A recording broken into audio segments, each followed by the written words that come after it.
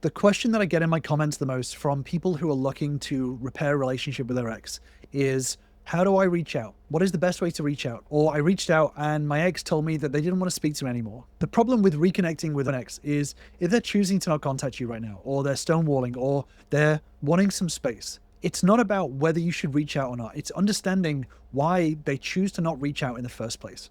So in today's video, I want to break down a little bit about why your partner doesn't want to reach out right now, and the reasons why oftentimes when you reach out, it causes more damage than it repairs.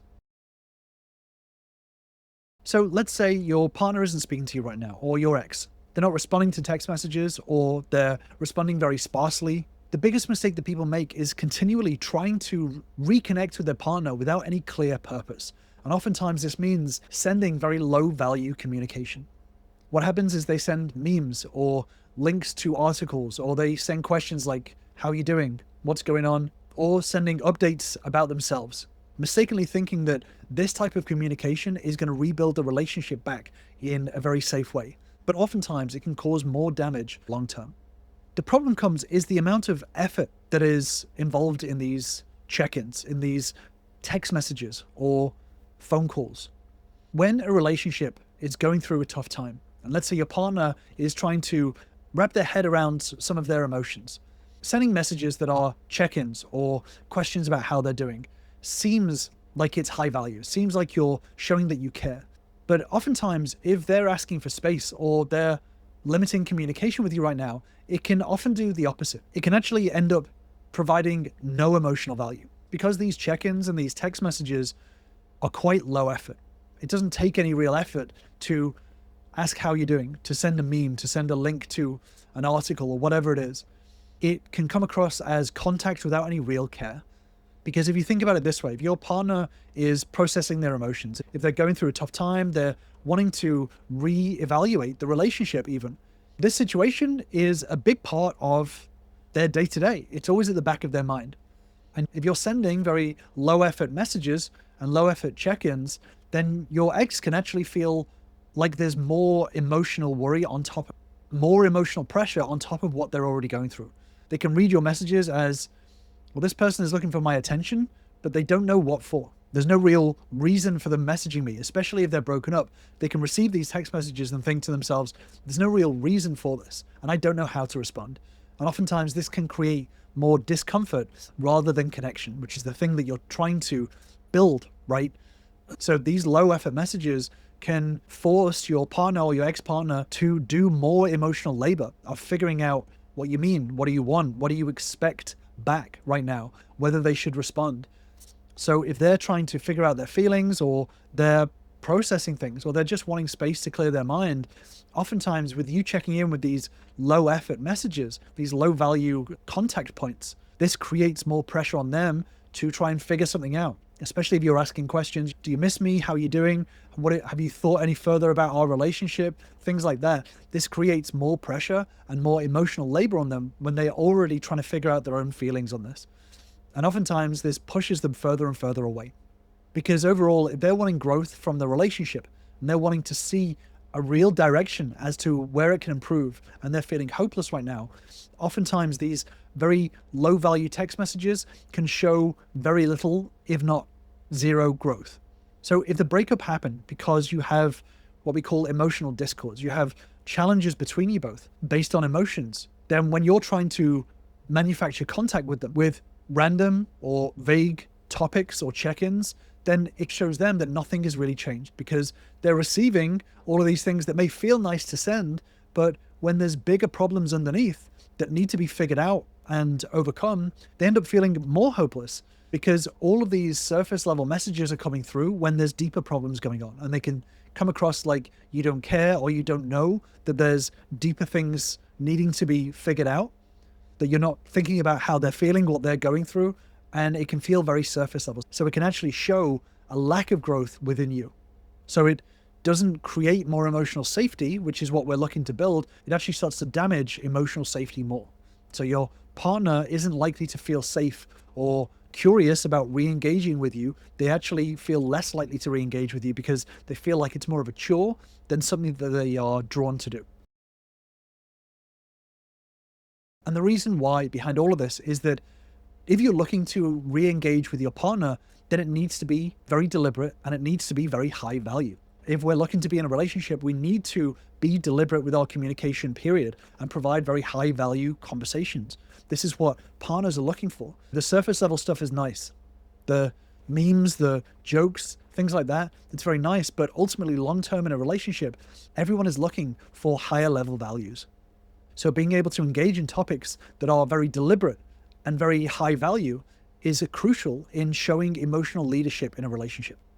So when you are reaching out, if you're doing it with a clear reason and a very grounded tone, and it's about something meaningful, something that matters, then it shows a very strong emotional maturity and direction. This earns respect from your partner because it shows that even though you are not together, even though they have rejected you, that you are still willing to talk about the important things, the things that mean something to them and to the relationship. That isn't just taking attention or causing more emotional labor on them. Having a high value conversation is crucial in any relationship, whether you're trying to rebuild a relationship with an ex or whether you're trying to grow a relationship with your current partner. Having high value conversations is going to be crucial to move it forward. And high value conversations are very low pressure and high clarity. But oftentimes when things are shaky or there is a breakup that's happened, the messages can end up being very high pressure and low clarity. So if you're reaching out with a low clarity message, which isn't clear, it isn't deliberate, it's on a topic that they're trying to figure out, you don't even know what it is, or they need to read through it and ask themselves, what does this mean? What are they trying to tell me? Are they asking something? Are they wanting something back from me? That is a very low clarity message. But it also usually is accompanied by very high pressure. There's a high pressure to respond. Are they asking for a response to this? Do I need to say something back to them? Are they wanting me to tell them everything's okay? Do they want me to congratulate them? Are they wanting me to talk about my entire day? Are they wanting me to spill all my problems out? There's a lot of pressure to respond, and that is very low value communication when it's very vague and when there's a lot of pressure to respond. So providing a high value message is the opposite. There's low pressure to respond and it's very high clarity. So reaching out with high clarity, with empathy, with insight, something that you've thought about and is a very deliberate topic, actually provides value to your partner, your ex-partner, or the relationship in general. This is why when I do work with members who are wanting to repair the relationship, the communication side of things actually comes a lot later, because it's important to understand what are the discords within the relationship, how they formed, and more importantly, the process to be able to overcome them. So many people trying to repair a relationship try to force these high pressure conversations, which ultimately don't have a very distinct topic and go nowhere. This is why sometimes when you work with marriage counselors, for example, is that you can end up spinning in circles. You can end up talking about the same 10 topics over and over again in a very vague way because there's no clarity. That's also accompanied with a very high pressure. You know, when you go to a marriage counselor, there's the pressure that we need to get this marriage figured out or we need to divorce. There's a very high pressure to make a decision. So this ends up becoming a very low value conversation.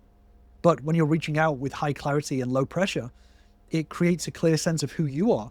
And also it shows that you have a very clear understanding and your very grounded sense of self and the direction that you would like to go. It shows that you're looking at your partner situation and the relationship from a very calm perspective. And you're not putting any pressure on your partner right now to do this emotional labor, to figure all this stuff out on behalf of the relationship. And when you're reaching out with very deliberate topics in a very high value way, it means you're shifting away from looking for validation from your partner and actually start to head towards contributing to the relationship overall.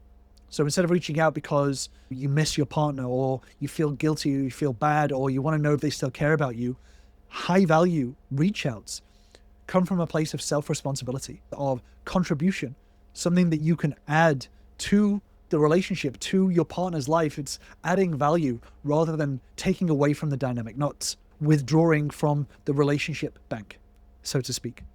And this is what, we work on with members, is understanding the value of communication, understanding why communication must be later on in the process, because learning about the relationships is going to help you to be able to communicate your way through overcoming the challenges. And this is really crucial when you're trying to repair a relationship. Just reaching out willy-nilly without any real clear ideas or processes to fall back on is often going to blow up on your face and causes more damage within the relationship. It's really important to be methodical about the repair process, starting with yourself, starting with learning the right tools, the right concepts, frameworks, and building those relationship skills so that you can lead the relationship through a strong repair process.